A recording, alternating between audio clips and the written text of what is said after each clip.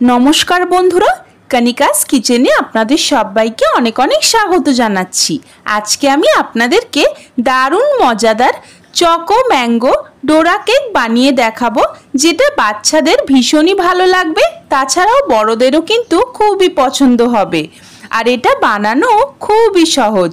চলুন তাহলে আর দেরি না করে বানানো শুরু করা যাক আমার আজকের রেসিপি। আশা করছি আপনাদের সকলেরই খুব ভালো লাগবে। চকো ম্যাঙ্গো ডোরা কেক বানাবার জন্য নিয়েছি একটা বড় দেখে পাকা আম। আমটাকে খোসা ছাড়িয়ে ছোট টুকরো করে প্রথমে আমি কেটে নিয়েছি। এখন আমের টুকরোগুলোকে একটা মিক্সার গ্রাইন্ডার জারের মধ্যে নিয়ে ভালো করে মিহি পেস্ট তৈরি করে নেব। আমের মধ্যে যেন কোনো বড় দানা না থাকে সেদিকে খেয়াল রেখেই কিন্তু পেস্টটা তৈরি করতে হবে। আম আমার মিহি করে পেস্ট করে নেওয়া হয়ে গেছে। এবার এটাকে একটা সাইডে রেখে দিচ্ছি। এবারে আমি ডোরা কেকের ব্যাটার বানাচ্ছি। তার জন্য একটা মিক্সিং বোলের মধ্যে নিয়ে নিলাম 1 বাটি মতন ময়দা। এখানে ওই 100 গ্রাম মতন ময়দা কিন্তু নেওয়া রয়েছে। এর মধ্যে দিয়ে দিলাম 4 চামচ মতন গুঁড়ো দুধ, 3 চামচ মতন দিয়ে দিচ্ছি গুঁড়ো করে নেওয়া চিনি,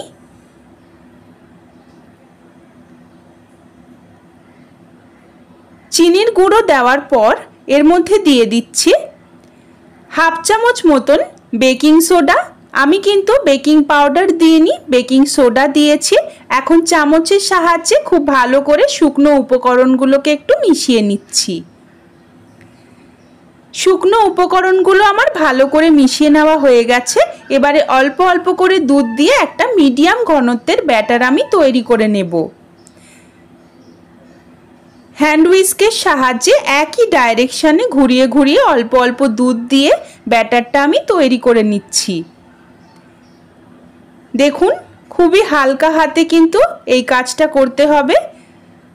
কত সুন্দর মিডিয়াম ঘনত্বের ব্যাটার আমার তৈরি করা হয়ে গেছে।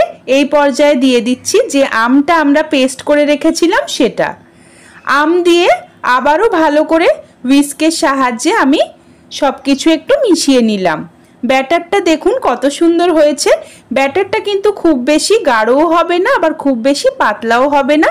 মিডিয়াম কনসিস্টেন্সি মানে রিবন কনসিস্টেন্সির ব্যাটার আমাদের প্রয়োজন।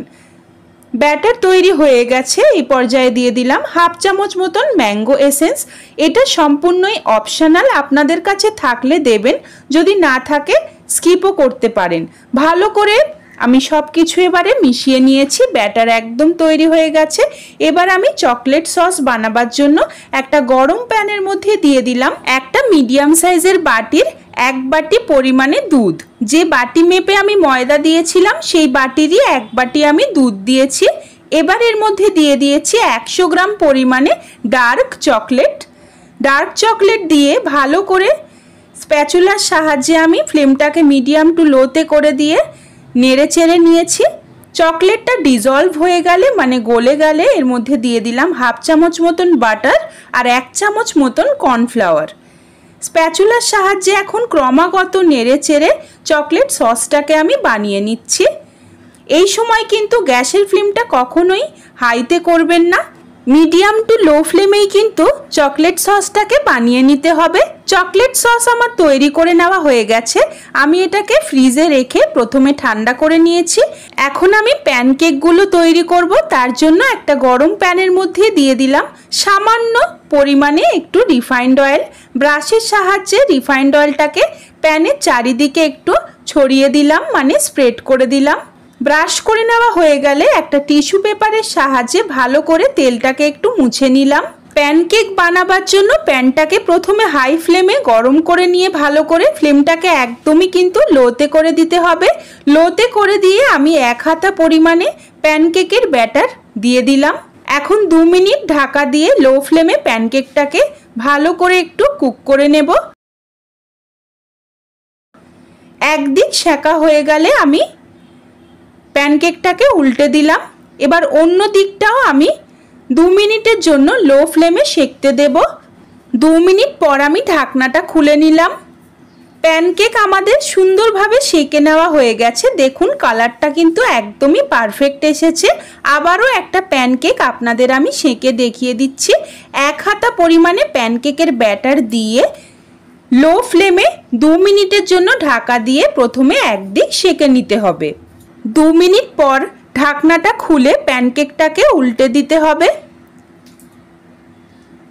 এখন অপর দিকটাও 2 মিনিটের জন্য লো ফ্লেমে সেঁকে নিতে হবে। 2 মিনিট পর ঢাকনা খুলে প্যানকেকটাকে এবারে তুলে নিতে হবে। দেখুন এই প্যানকেকটাও কিন্তু একদম পারফেক্ট হয়েছে। প্রত্যেকটা প্যানকেক আমি একই পদ্ধতিতে বানিয়ে নিয়েছি। আর আমাদের চকলেট সসটাও কিন্তু খুব ভালোভাবে সেট হয়ে গেছে। এখন একটা প্যানকেক আমি নিয়ে নিলাম।